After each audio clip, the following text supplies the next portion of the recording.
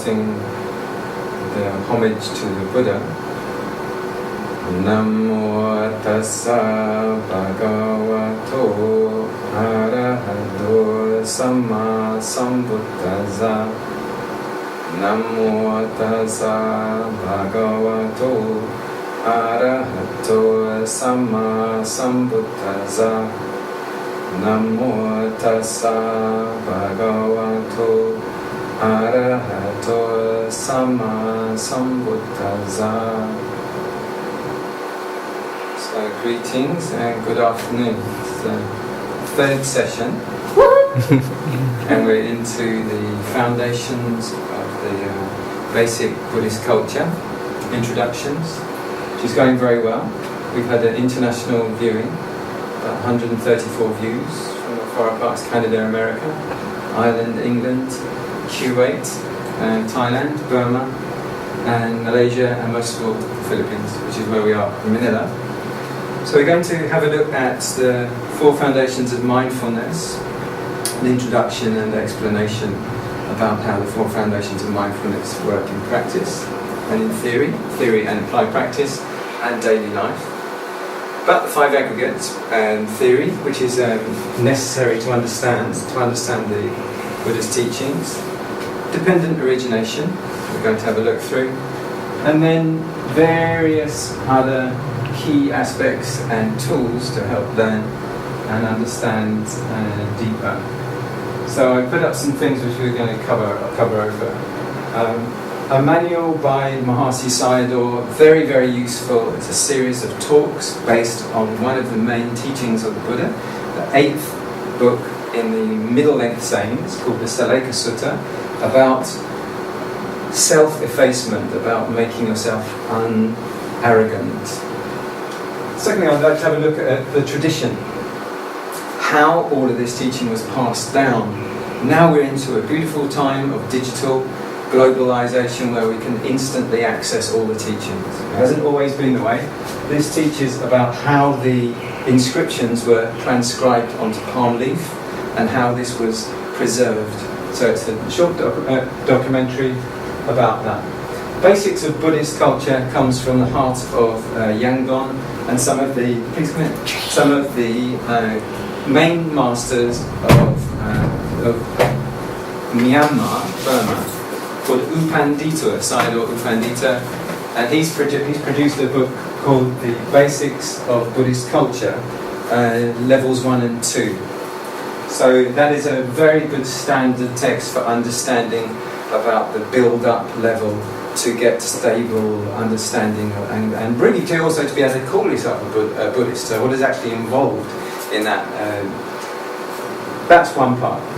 Next, access to insight, because what I'd like to do is to introduce this excellent tool written by Thanissaro Bhikkhu, American monk, who smoothed out and made accessible the ancient Buddhist texts in a very, very easy to use way, easy to read and free to download, and comfortable English as well. A lot of the original texts were translated by people who were Oxford scholars from Victorian Christian training, and their language is quite old-fashioned. So his isn't, it's smooth, easy to comprehend, American English. This is a very important book. It's called the Visuddhimagga, and it has there are a series of books that led one to another. And tracing these books is very important because many of the main teachings nowadays, particularly the ones that come out of Burma, like Goenka-ji and his master Ubar Khin, and Mahasi Sayadaw, and all of the other main masters from that lineage, Upandita, Chanmay Sayadaw, Utejaniya, many of these teachers, their teaching stems to Vimutti-magga. Vimutti-magga, Magga is a pathway, Vimutti is freedom. So it's a path to freedom, which is what we want to experience, and not to be a slave, not to be bound and caught under the conditions which are going to make us feel unfree. So the Vimutti-magga, very ancient book, and it's a meditation manual Now, you don't often find that in the ancient books of the Buddha's time. They're more stories about what happened. Whereas the Visuddhimagga is a how-to-do-it manual. It's like how to recognize a good teacher, what places are good to go to, what to avoid. So it might say, for example, if you find a place and all the monks are doing construction work, don't stay there because it will be too noisy. So very, very basic ABC instructions on important things like food, the kind of conditions for the right, how quiet it should be or not, and so on like that. How to find a good place, and then what to do. So it's a very good reference, because otherwise you go to a meditation center and you just like you have to blindly follow what you're told. So this is good that you can read through and check against what you see in there, against what you find in any place. This Visuddhimagga is linked to a very popular book called the Visuddhimagga. This is the one you mainly hear about, and that's much thicker. It's like a telephone directory thick, very, very thick. But the authors of that, who were a team that travelled down from India, based it on this book. So this is written by one person, and it tends to be a bit smoother and easier. It's got nice illustrations, descriptions, and stories, and it's thinner. So it was written by a fully enlightened monk, and this was written by a team. Interestingly enough, there is a recording of a Sri Lankan, and it was recorded when they were 3 years old, and he recalls being with the monks who did this book. And this book was written more than 2,000 years ago. So his father and auntie recorded him because he was suddenly sitting up in bed when he was very young, he was only 3 years old, and he was chanting these extra long chants that were very, very complex and difficult chants. I couldn't do it, no way I would be able to do them, even if I would spend a year trying to remember some of these things. And he's now grown up, he's now about 55 years old or so, and he describes how this happened to him, how that he remembers from a past life during that time being a member of the team who transferred the books from India down to Sri Lanka. So that's a very interesting story. Can even play some of the recording of him chanting because it was recorded, and there are interviews where he explains about that time. This is so these are very ancient books, these two. This one is a contemporary book.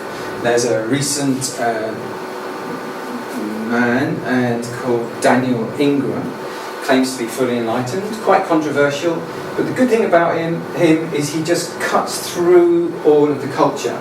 So when he talks about meditation, he doesn't bring in too much decoration. He just is only interested in people using the meditation to achieve what it's supposed to achieve without any nonsense. So his way of describing and discussing things can be very, very direct. Too direct for a lot of people, but in my eyes it's quite good to listen to at least one person who does this straight cut-through effect. So he's very frank about attainments and about progress and so on like this. And also bogus paths, which is one of the main things, which is like wrong aims, false aims. People meditating just to improve their super fists of steel or kung fu swing or something like this, or lose weight or something, which aren't really connected directly with the main aim of meditation, those kind of things. Facebook, worth clocking on and joining on so that we can add as we're filming and uploading these, so you can be added to the group and then be able to review some of this video.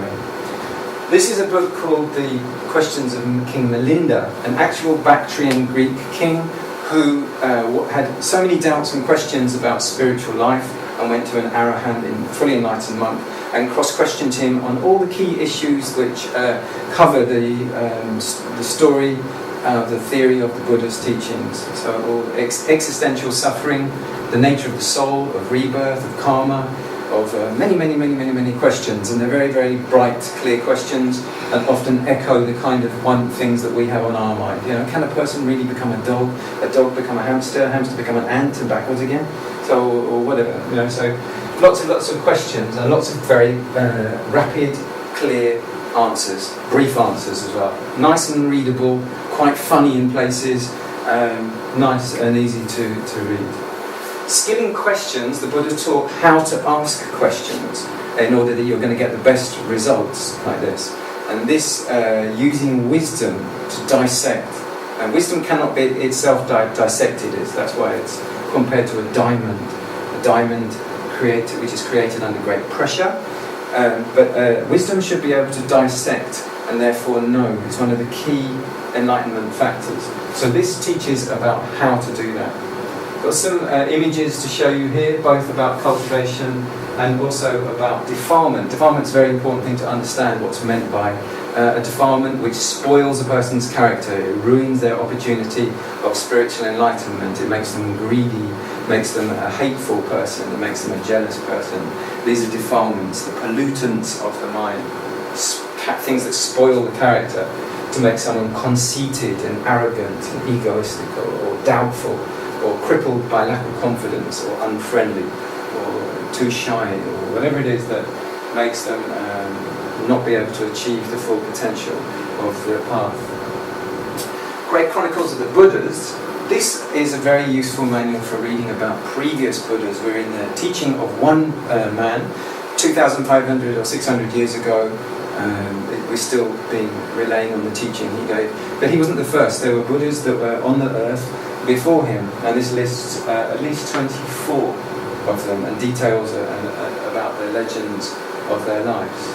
As well as many other things. Many details about the Buddha's life. Actually from his birth and then things that happened every year, every summer, as he met people, as he went on teaching, as he got enlightened, and so on, and all the different things that happened right up to his death and then after his death and all the drama that unfolded when he died. This is an accompanying book which is very useful, written by Mingun Sayadaw. Mingun Sayadaw, colossal photographic memory, in the Guinness Book of Records, able to remember the whole 84,000 chapters of the Buddha's teachings, and he's then made a commentary on this. So he's first of all he's been the one who's written this, requested by the Prime Minister of Burma, and then he's written another book which comments and analyses such things as all the different aspects of charitable giving. Material giving, immaterial giving, giving your time, giving your experience, or giving physical things to who, how much, when is it good, when is it bad, should you do it with the idea of reward or not, and how do you do that? So all the different things which cover the subject of charitable giving, and then other things as well, one by one, but in very, very, very, very great detail, because he had the huge memory to withdraw from all the different parts of the Buddha's teaching as he'd already memorized it. About the five aggregates, I've created a map in order to fill in some of the gaps of the Buddha's teaching. And we're going to take a look at that map later on. It looks a little bit complicated at first sight, but it boils down to having awareness of the body, awareness of the feelings on the body, of the pleasant and unpleasant feelings on the body, pleasant and unpleasant moods of the mind, our perceptions, and then wholesome states of mind and unwholesome states of mind, such things as hate, restlessness, and jealousy, and so on, these kind of things, and how to transform them into their opposites, and therefore purify the experience. So like this is a very brief description, and here are the 6 sense stores. So this is the key, the 4 foundations of mindfulness are more or less covered here, most of it, and the 5 aggregates. So it's a very, very key teaching, but it's usually just described verbally, or it's described as a list.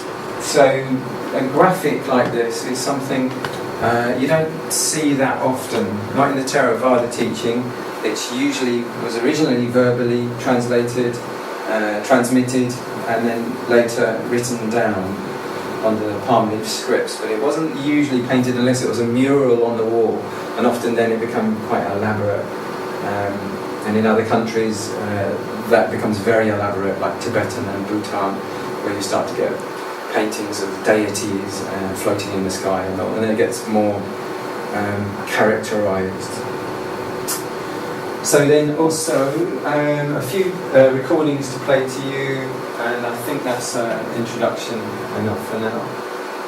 So I'd like to start off just by, but we can appreciate a little bit about the tradition. So there's a very important part where a lot of people are lay teaching now. It's very contemporary fashion in the US, for example.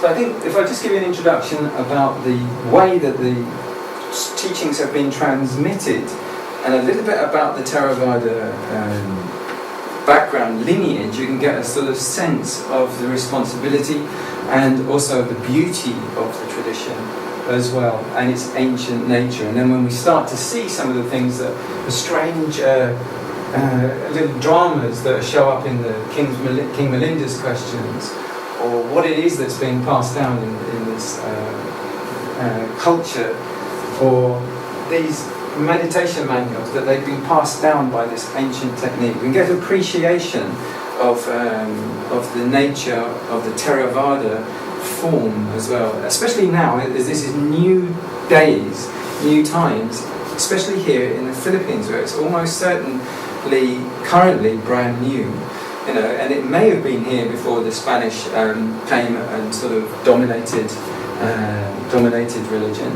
But as far as we're aware, we're trying to put some feelers out, but there's almost no Theravada teachings here in the Philippines, and this is this very exciting time. We call it like sort of frontier, you know, exploring time. So I'd like to show you about how the tradition has been transmitted to some countries, from Sri Lanka across to Thailand, Burma, and then Laos, Cambodia, Vietnam, which is featured in this, which is about the palm leaf transcription. So all of the teachings that I've received and I can share with you have come down through that technique. So I'd like to show you a little bit about that as an introduction to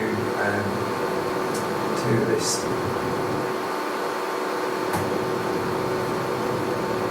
And it'll just be on the audio of the Rakkhita.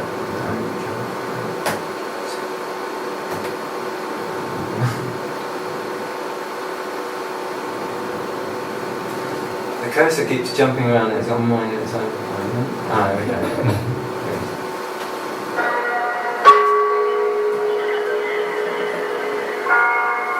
Since the founding of Buddhism 2,000 years ago, the religion has fostered a unique culture in the subcontinent of Central and South Asia, a culture in which Buddhist scriptures, pagodas and monasteries present eternal themes.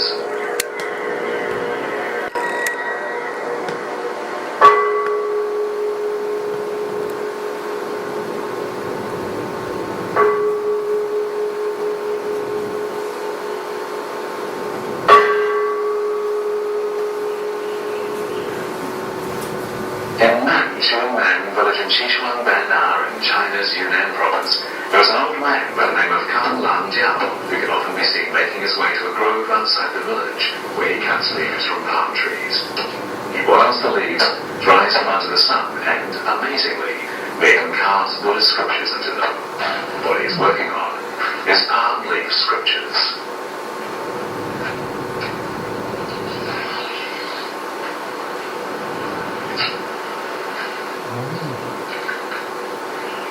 This craft of inscribing Buddhist scriptures onto palm leaves has been practiced for at least 1,000 years. In a time before the invention of paper, people discovered that when properly treated, the leaves of the peepal tree, a tree sacred to Buddhism, were waterproof and insect resistant. And so they developed the tradition of inscribing these leaves with Buddhist scriptures.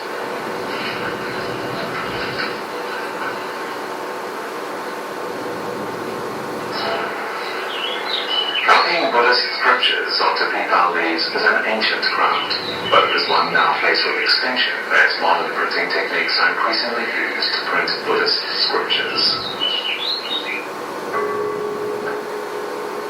Some of Kang Lan Jiao's palm leaf scriptures will be presented to the temple at the request of villagers, but most are sold to tourists interested in a culture with which they are unfamiliar.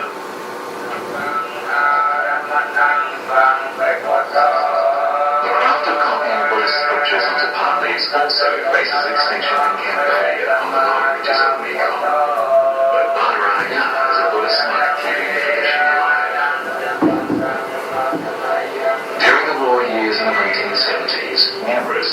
leaf scriptures in Cambodia were destroyed, and today craftsmen familiar with the techniques required to produce them are becoming fewer and fewer.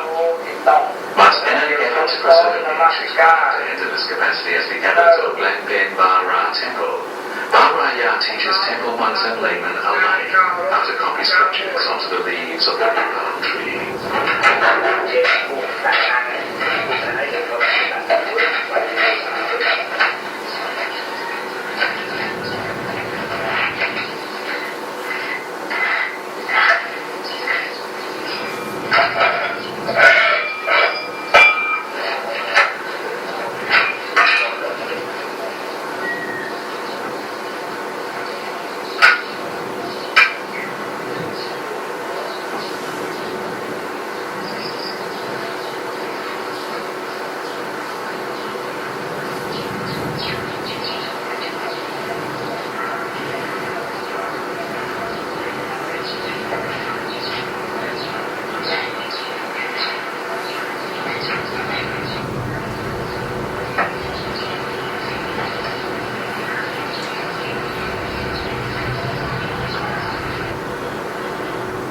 Meanwhile, others are working hard to save ancient palm leaf scriptures that have been more or less preserved to the present age.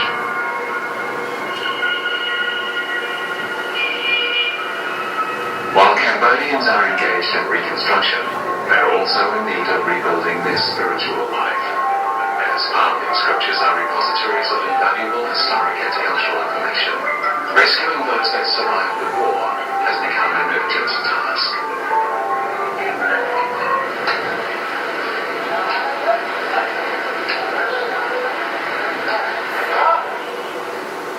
After the war, Ling Guohan made a living by peddling a rickshaw. While in his spare time, he continued to study Buddhist scriptures.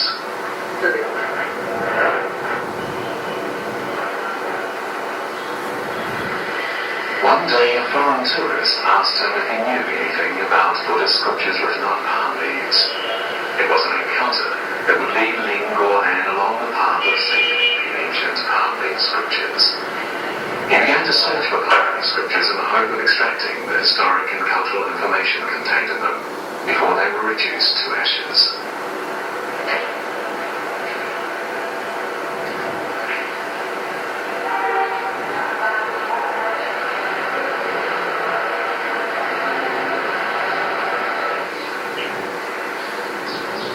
Recorded in the palm leaf scriptures are not only Buddhist doctrines but also legends and records of historical events. And so the study of palm leaf scriptures as important documents is important in the study of the history of the various countries of the sub-region.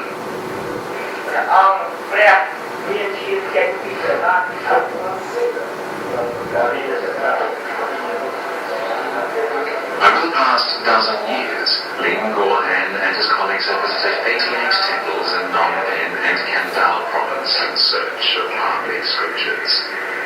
As part of this quest, at present they're going from village to village in the rural areas of Kompong Tam province. In each house they visit, they will search every corner, even under the stairs. And as soon as they find any palm leaf scriptures, they immediately sort through them with care.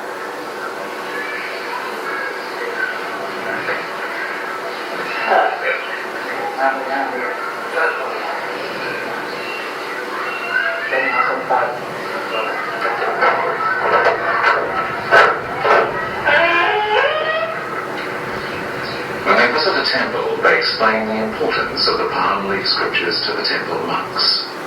After many years of war, numerous palm leaf scriptures disappeared from public sight, and it is now not known what many of them contain.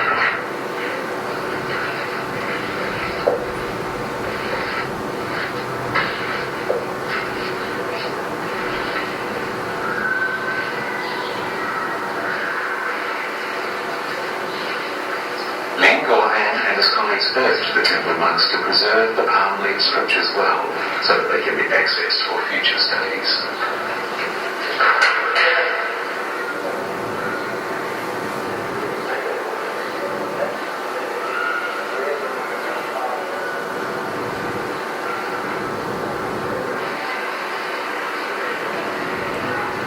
Some villagers in Kampong Cham province have told Ling Guohan a story about some palm leaf scriptures.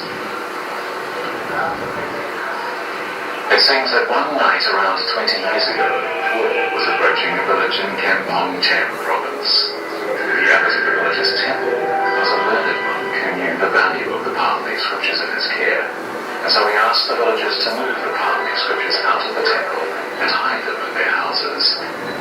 His actions saved the scriptures from destruction.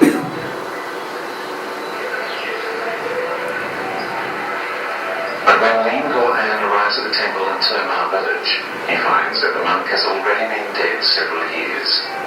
He pays respects to its preserved remains. At that time, the venerable monk needed great courage to take the action he did, and the villagers still talk about his deeds as if telling a story from the Buddhist scriptures. Because of the monk's foresight, Terma Temple has been able to preserve a huge quantity of palm leaf scriptures. It is, in fact, the largest collection Ling Guohan has seen in his 17 years engaged in this work.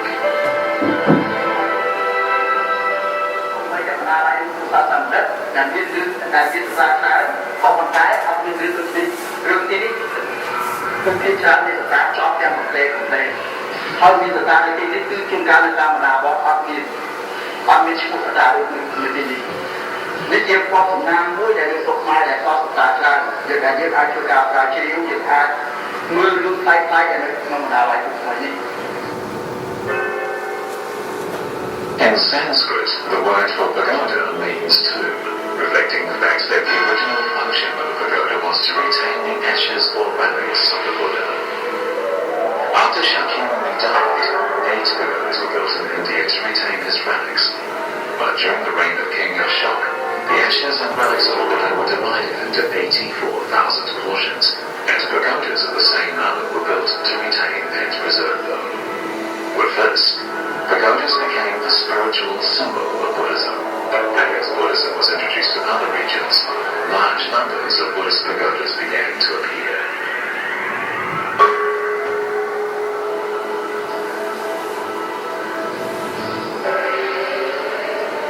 In the sub-region, the architecture of Buddhist pagodas reached its zenith.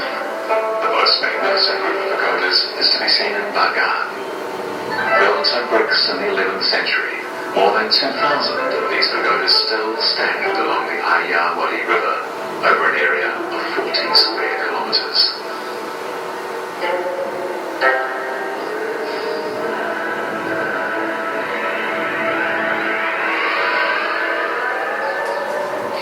A Buddhist temple serves not only as a venue for religious activities, but also as a museum, school, theatre, hospital, and market. People are linked with the temple in almost all aspects of their lives, from weddings, births, doing business, and even settling conflicts among neighbours. Moreover, all major festivals are centred around the temple, to say nothing of the many solemn prayers offered within.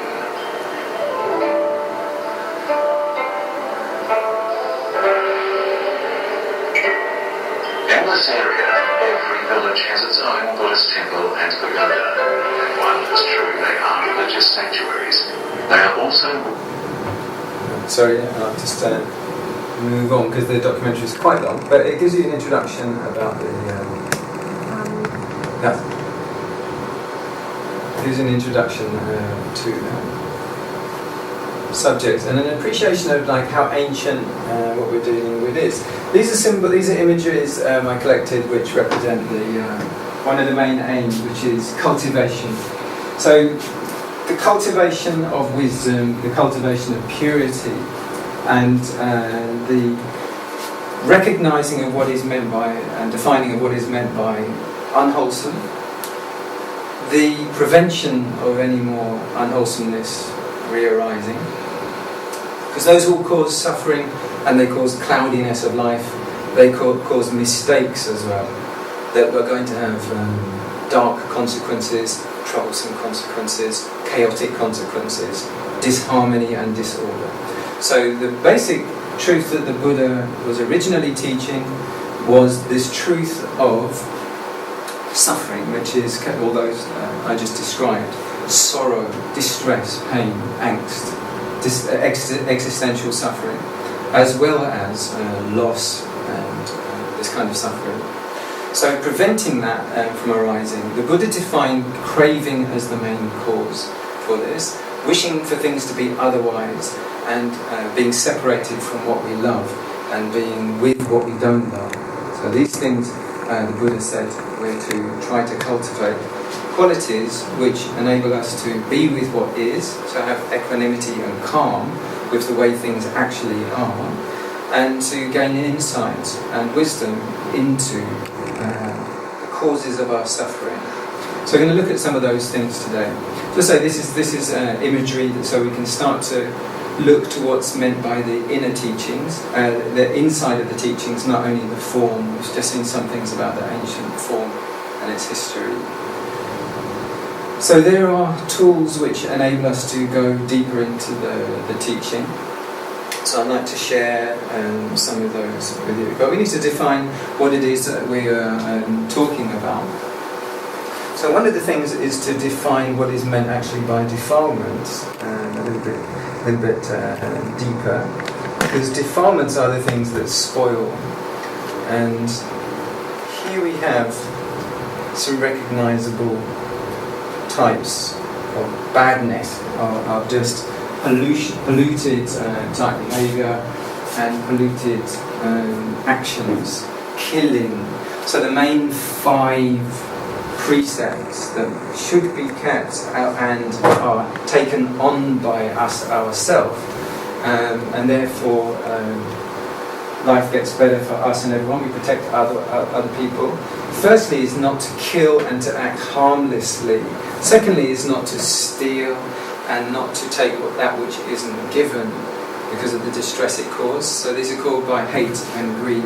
This is adultery and all types of cruel conduct with sensuality, including rape and paedophilia, and all different kinds of immoral and cruel conduct with regard to sense pleasure. And then there's speech, lying and misinformation, and it's not the only one. There are 4 kinds. Another is gossip and also making false allegations, which causes great distress.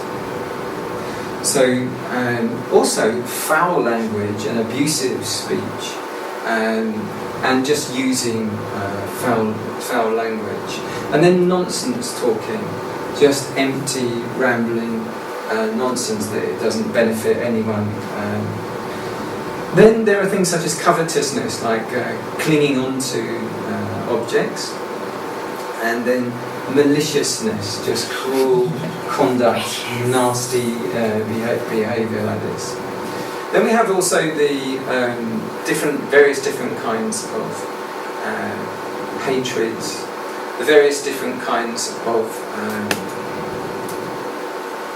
covetous love as well, delusion and pride. So these are recognisable things which cause confusion, which cause us to feel lost, which cause us to feel arrogant, superinflated, or having wrong views.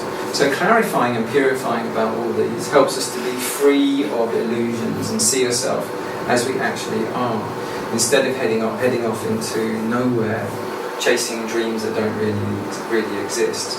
So it's very much a path which is pragmatic and realistic, and encourages people to shed wrong views and then to find the right path. And this noble eightfold path leads to liberation. So all of these were clarified by the Buddha, and with techniques of meditation. So before we go on to cover all of those, just a little thing I want to share with you that also brings the teachings more to life. Now, I've got a lot of material that I'd like to share, so forgive me if what I'm going to do is take a little bit of a sampler from each, a little bit, to that people can also then get an appetite for wanting to investigate it further. So we're going to get a little bit bookish now and look at a couple of things. I want to have a quick look at the basic Buddhism to show you what kind of things are involved with that. So when we study Buddhism, what is it that we actually start to look at? So some of these kind of studies are very important, which are, there's a famous sutta which is called the Mangala Sutta. The Mangala means good fortune. So what kind of things to do in order that the next autumn, next spring, next summer are going to be happy ones. So blameless deeds and what that means. Thinking about the disadvantages of taking intoxicants. What is meant by a respectable person so that you associate with them and avoid fools. And what's meant by a fool? What's meant by wise? So for example, fool, you might think, oh, it's being very judgmental, isn't it? But actually, it's not an unuseful thing to do. So, like if someone is a gangster or a playboy or a playgirl that's going to ruin your reputation and pull you off into wasting your time, for example, or if somebody is a gangster and they love to fight and they'll encourage you to be someone who gets into gangs and fighting, we all probably have crossed paths with either those people or friends of friends who take people off and basically encourage them in the defilements, which we had a quick look at. So if they encourage hate in them, or if they encourage greed or desire or excessive passion in them that will take them away from peacefulness, then these two things, if it increases ego in them to really make them inflated in these ways. So these are the kind of things we're talking about for. People encourage gambling in their friends as well. So these are the kind of studies that make studying Buddhism a clear science as well. And it should be a science of cause and effect, according to the way that the Buddha taught. So these are really clarified here. What is the Buddha? What is Dharma? What is Sangha? What is Buddhism? And they're given very nice and stable, straightforward answers, like what actually are the 5 precepts when you're taking on those 5 rules in detail, and why, what's the consequences of not following them, so 8 precepts or more, 9 precepts and so on. So these are guidelines that also are very suitable for lay people. It's not only for monks and nuns and people living in monasteries, but people in cultures that we've seen, such as Laos, Cambodia, Thailand, Burma, Sri Lanka and so on, they'll be very familiar with what is meant by it. Like what were the 9 special qualities of the Buddha that made him so very different? Or what were the 6 special qualities of the Dhamma? So studies like this one, which are freely available, are very useful to have a good look at, so we have a good grounding before getting into too much deep Dharma, deep teachings, deep meditation, in order to have good stable understanding of also what's expected, if you like, of a lay person, and what benefits can be achieved. So you've got all these kind of benefits of alms giving, the benefits of generosity, the 4 practices of harmony. If people find they've got a very strenuous home situation, these kind of things are good for looking at too. Very clear guidelines, often enumerated, numbered like this, which makes them easy to remember. Okay, so this is a quick look at that. Because we've got quite a few things to look over, I'd like to divide the time over the step by step. Let's have a quick look at the King Milinda's questions and see the kind of things that are said in that. So King Milinda goes up to this monk, Nagasena, exchanged polite and friendly greetings, took his seat respectfully to one side, and then Milinda, King, asked, "How is your reverence known, and what, sir, is your name?" "O King, I am known as Nagasena." Critically, it says then, "But that is only a designation in common use, for no permanent individual can be found." This is straight away one of the main teachings of the Buddha, that although we have a past and a present and a future, there's no we which continually goes on and on and on. We feel like there is, but when we examine closely into our experience, we can't find this one individual. We just find change and a process which is changing and changing and changing. And this is what the Buddha started to focus in on as looking for truth like that. The Milinda called upon the Bactrian Greeks and the monks to bear witness. And he says, this is all of his entourage who come with him, and he says, this Nagasena, this monk, says that no permanent individual is implied in his name. Is it possible to approve of that?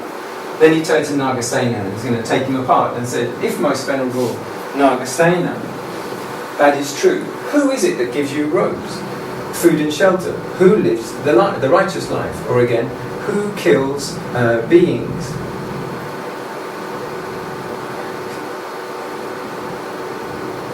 We need a mouse. No, just this cursor keeps jumping around like mine of its own. Who lives the righteous life? Or again, who kills living beings? Steals. So that means there's no criminals then. Who commits adultery? Who is it? If there's no who, then nobody did anything. Who tells lies, takes strong drink? So then he goes on, you say that you are called Nagasena. Now what is that Nagasena? Is it the hair of the head that is Nagasena? Like, are you your hairstyle? I don't say that, great king. Are you the nails, the teeth, skin, or all the parts of the body? Are you those things? Are you your ribs? Are you your back? Are you your shoulder? Sort of thing. Certainly not. Or is it the feeling, the body or feelings? Is it the perceptions that is Nagasena? Is it the mind states it means here? Is it all these combined? Or is it something outside of them that is Nagasena? It is none of these. Then ask as I may, I can discover no Nagasena. Nagasena is an empty sound. Who is it we see before us? Is it a falsehood that your reverence has spoken? So then the Nagasena, who's been sitting quietly listening, says, you, sir, have been reared in great luxury, as becomes your noble birth. How did you come here? By foot or in a chariot? In a chariot. Then explain, sir, what that is. Is it the axle? Is it the wheels? Is it the chassis or the reins? Or the yoke that is the chariot? Is it all of them combined? Or is it something apart from them? It is none of these things, venerable sir. Then, sir, this chariot is an empty sound. You spoke falsely when you said you came here in a chariot. You are a great king of India. You are afraid of... Who are you afraid of that you don't speak the truth? Then he called upon those same Greeks that were standing around and the monks to bear witness. This King Milinda has said that he came in a chariot, but when asked what it is, he's unable to show it. Is it possible to approve of that? It's like doubled him back again. And then the 500 Bactrian Greeks shouted their approval and said to the king, get out of that if you can. So like twisted him into his corner. Venerable sir, I have spoken the truth. It is because I have all these parts that it comes under the term chariot. Very good, sir, your majesty has rightly grasped the meaning. Even so, it is because of the 32 kinds of organic matter in a human body and the 5 aggregates of being that I come under the term Nagasena. As was said by Sister Vajira in the presence of the Buddha, the Blessed One, just as it is by the existence of the various parts that the word chariot is used, just so it is when the aggregates of being are there, we talk of a being. Most wonderful Nagasena, most extraordinary, you have solved this puzzle, difficult though it was. If the Buddha himself were here, would approve of your reply. King Milinda went up to Nagasena, exchanged polite greetings and went off. Okay, so that's the kind of touche, king, ding, ding, ding, ding, kind of, that all through this, they have this kind of debates where they tease out and try to find out what's the truth. So I made some... there are very important things. I made some slides to show you. In order to help to understand the core teachings, and I'll have a look through these. The core teachings mainly the Four Foundations of Mindfulness, the Five Aggregates, and the 12 Steps of Dependent Origination, which means nothing when you say it just like that. The Four Foundations of Mindfulness, it means this: when you're going to try to establish mindfulness in your own experience so that your mind is clear enough to know, is it causing trouble? Does it have anger? Does it have desire? Does it have ego? It must know that, and that's what mindfulness does. Then it can start to read its own weather. It can start to tell, is the mind in trouble? Is it still? Is it calm? Am I doing well? Am I causing trouble or something like this? So the Four Foundations of Mindfulness is a way to be able to practice and look into our experience and clearly see it. Same with the Five Aggregates. Means we can, when it says there's no self, what does that mean? Well, it means we can look into the meaning of body, and then can we see a self there? within? Can we look into the feelings and find a self there within, or is it all just changing? Can we look into our perceptions and training and find, is there a self in there, or is it also just changing? The states of mind, like doubts, like there may be doubts right now, but early on you felt good, or you might feel really good now, but early on you had doubts, or anxiety, or calm, these states of mind that change. It's just one of them. You've got one or two of them, there's many of these states of mind. And also in what we see, are we the one who sees, or are we the one who hears, or are we the one who thinks? Are we? Can we find one? A real one that's in there? So, built up some useful ways of looking at that. So one of the ones is this map, the map. It's a little bit busy when you first see it. Very quickly repeat. This is body. So your awareness lands on the body, and it finds that you're standing, or it finds that you're sitting, or it finds that you're blinking, or sniffing, or coughing, or it finds that there's hardness there, just where you're pressing down, but it finds there's temperature there. So these are the kinds of undeniable things that we're basing it on. So the awareness goes there. And awareness comes from this mind state with attention and a focal area. So the focal area looks and it finds, oh, I'm standing, or I'm sitting, or I'm blinking, or I'm sniffing, or swallowing. All these things we find. Or it finds that there's breath going in and out at the nose. Or it finds out that there's sponginess of the body where the muscles or the fat is squashing. Or it finds there's movement now. Okay, so those are the kind of things we meant by body. Just a brief outline. Let's skip over to number 2. So that awareness, when it looks into our experience, we might find it's got sort of an irritated feeling, we're not feeling very comfortable in the body. Or we might feel, nice, air conditioning, I feel very pleasant.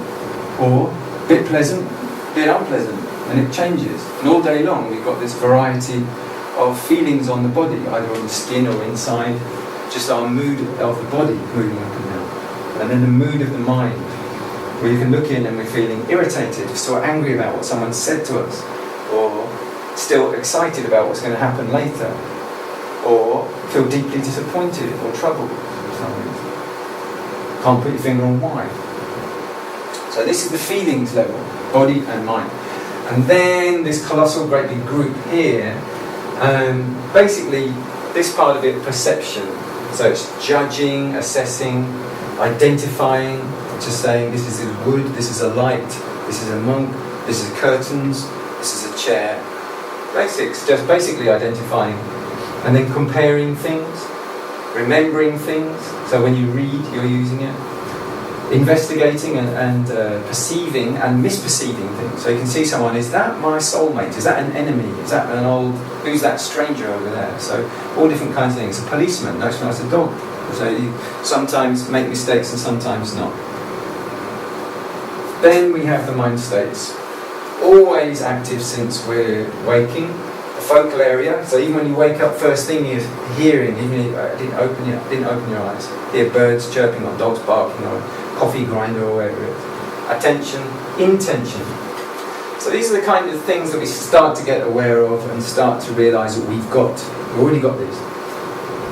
And they can pay attention to the body, they can pay attention to the eye and seeing, hearing and ear, nose and smelling, taste and thinking. Loads of different types of thinking. Thinking like planning. We can be aware that we're planning. We can be aware that we're thinking of a person.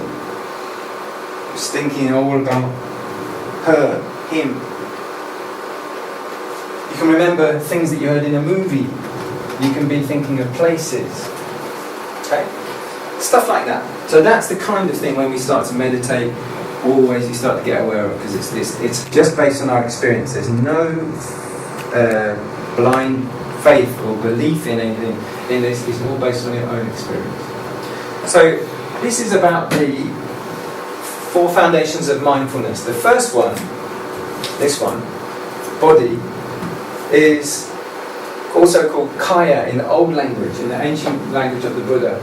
So I just want to show you how we have experience which is made up of bits and pieces, actually. When we look in, we're aware of our shoulder, we're aware of our knees, we're aware of our ankle or foot, we're aware of the head shape of our jaw, we're aware of a bit of our nose, and our experience changes round. And that's called impermanence. So it works a bit like this. So that you have experiences coming and going. That's actually what we feel. And those are made up of these 4 things. Hardness and softness. Temperature. Coolness and warmth. Sponginess, just where it's not bone, but it's actually muscle and fat and so on, and liquids. And movement. So just movement of the stomach, moving in and out, or movement of our limbs. So those overlap of 4 things there are represented to mean those. So if you can zoom in on anywhere internally in your body, you find those 4 things clustered up together somewhere, but changing. So there they are. Those are called the 4 elements. And so all around the body you find those coming and going. And that's all we find. And then Vedana means pleasant and unpleasant feelings. Pleasant feeling, but later on it moves and it changes and there's unpleasant. Unpleasant feeling, it changes and then it's pleasant. So all the time we get that, and neutral. And then we also have the breath, which we always can find there. It's always going in and going out. And we don't make any assumption about that. We don't say the breath is the soul like this. As Nagasena points out, somebody says to him, the soul, the breath is the self, isn't it? And he says, what about trumpet players? When they blow out and they blow the tune out, it doesn't come back in again, does it? And they go, no. And he goes, well, did the self vanish off then? He points this out, that you can't find a permanent self there. He said, the body just breathes because it breathes. It's just like bellows. That's just it. We don't assume more than that. The posture as well, just are you sitting, are you standing? And it's not you, it's just doing what it's doing, it's one or the other. And that changes. Feelings, perception. And then these 2, the focal area and attention, intention, and just the basic battery pack. Like this computer can't work without battery, we can't work without this facility as well, called the life pulse, just the brain rhythm, the heart pulse. But you could have a coma, they're still going, but there's nothing there. So it's just basically like the battery pack of the body. Mindfulness and unmindfulness. Always when you are separated from your object in some way, unmindfulness is there. If desire is there, you haven't got what you want. So unmindfulness is there. Always with mindfulness, if you're feeling mindful and your mind has a mind, you are content and you're collected and calm with what is. So that's one difference. Unmindfulness is always associated with agitation. And mindfulness is always associated with calm and collected. And sometimes we have half a second of one and half a second of another. 1 second of another. 10 seconds of the other one. And then the other one is changing like this. But always the middle 4, always on the go. Awareness of seeing, awareness of hearing. So sometimes you might be aware of the sound of the fan or one talking, or a dog barking. Sometimes you're not aware of it at all, you're thinking, and then you come back to it. Sometimes you wonder what's going on with the projector. Not me. I always know what's going on. I'm in control. Any ideas? I'm going to plug it in again. No, it's okay. It's alright. I'll do it. Yeah, maybe pause it.